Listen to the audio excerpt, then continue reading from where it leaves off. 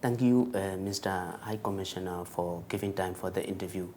Let me start with your visit to Myanmar. First time, I suppose, in Myanmar as a High Commissioner.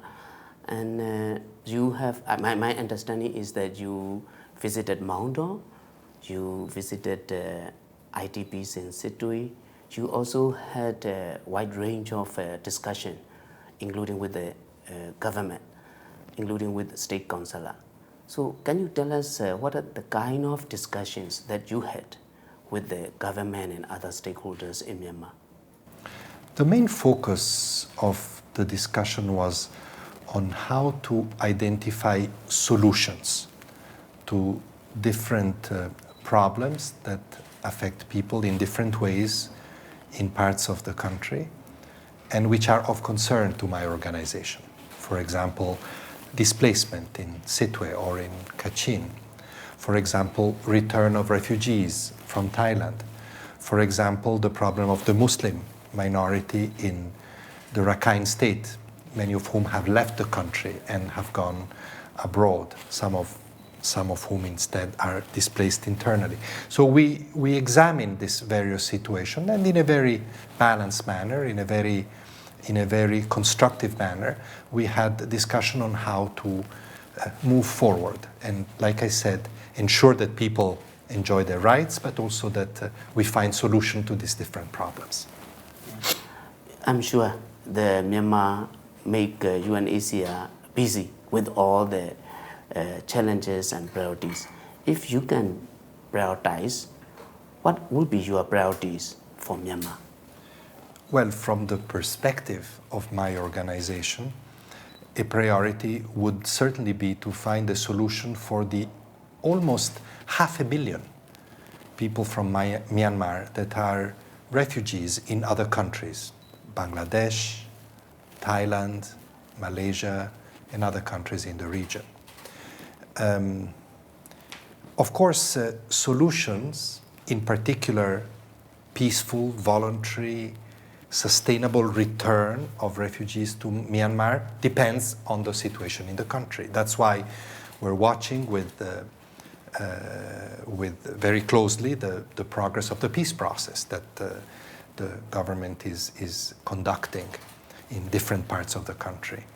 We're also watching very closely the situation in Rakhine State, from which many of those refugees come from.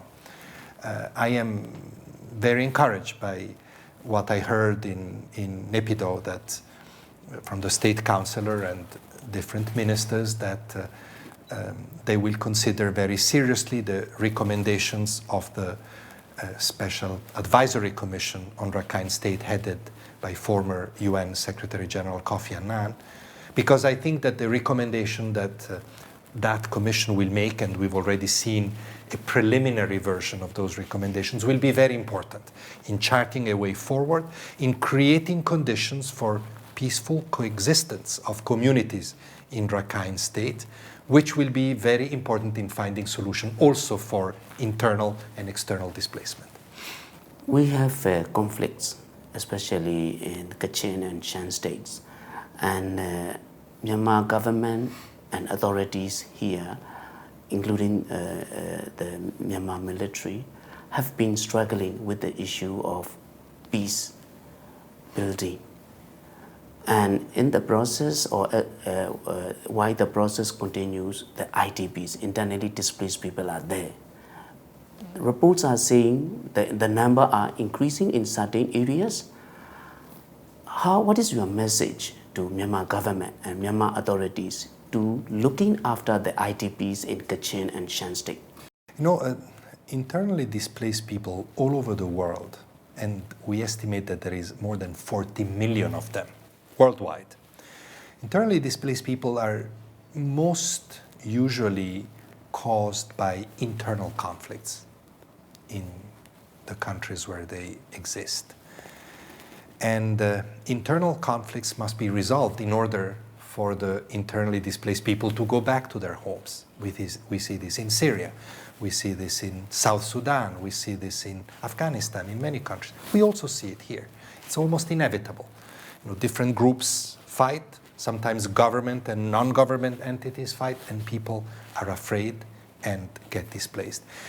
So we need, first of all, to do political work. Not we, not UNHCR, but the parties to those conflicts need to do political work. That's why the Panglong process is so important, because we should not forget that conflicts are not just political manifestations, but have an impact on civilians.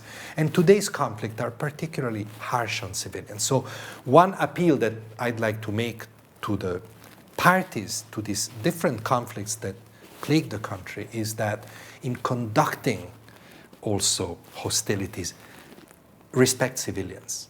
They should not be the victims of military confrontation. Because if that happens, inevitably you will have more displacement. But a second appeal that I would like to make, pending solutions, which I hope will come, is allow organizations, national organization, international organization like mine, access to people.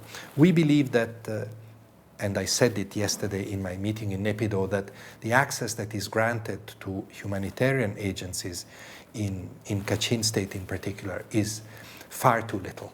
That if we had that access, we could help the people that are fleeing out of fear much more effectively. Pending, of course, let me say it once again, a political solution to the conflicts that will allow them to go back to their homes. You have been engaged in international cooperation for more than 30 years. With your all these experiences, if I may, what is your message to the government in bringing this happen? You mentioned about the more access to the internally displaced people, but somehow there is not really things are working on the ground. Apparently, I may be wrong, there is not enough assistance being reached to them. So what would be your main message to the government here with all your experience in handling these issues with your experience in international cooperation? The government here is engaged in a very complex transition, as you know much better than me. And I don't underestimate the huge challenges, not for a minute. I underestimate the huge challenges that the government has to face every day in implementing, in moving forward that important, fundamental transition towards democracy, towards prosperity, towards stability. The challenges are multiple, and not just in the military field, but also in the economic field, and so forth.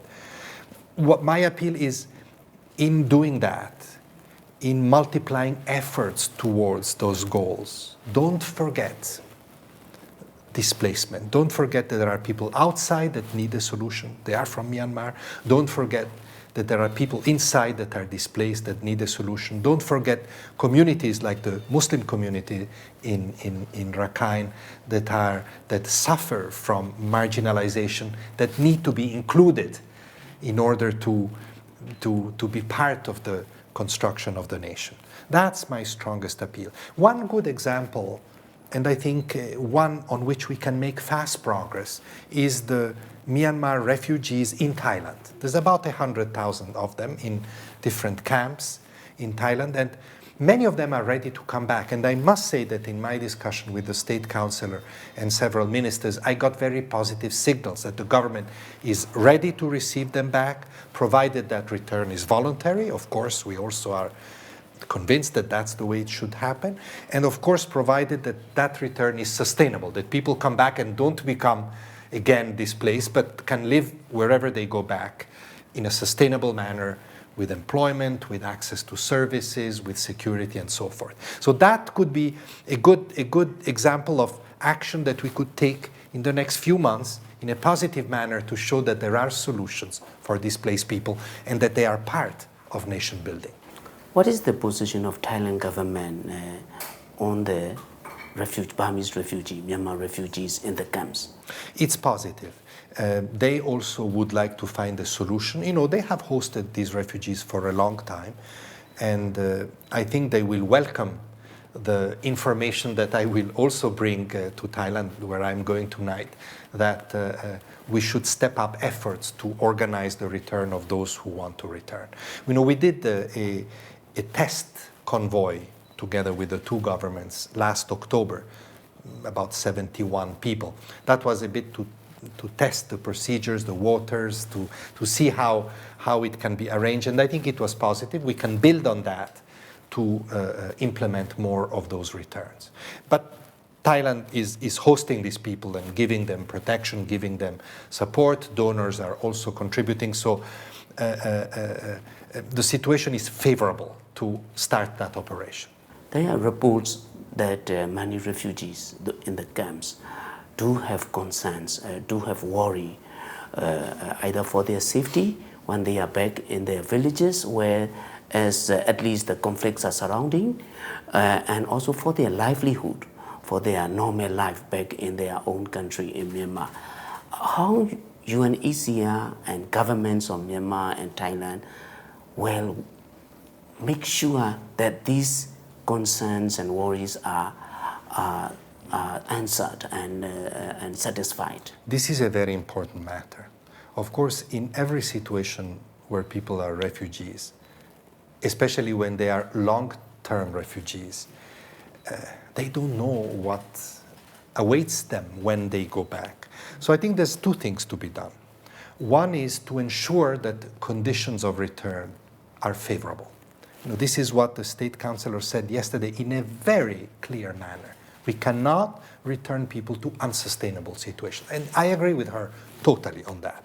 So we need to work together. It may be necessary to make some additional investment in the development of those areas where people go back to. Not just for them, but also for the communities that are there that will see their population increase because some people are returning. That's an important part of the work that we need to do.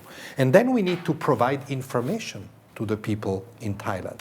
That's why Unhcr usually facilitates the contacts between the country of origin, as we call it, Myanmar in this case, and the country of asylum, Thailand in this case, through some mechanism that we can put in place to ensure the flow of information and to ensure that people that go back can go back to sustainable situations.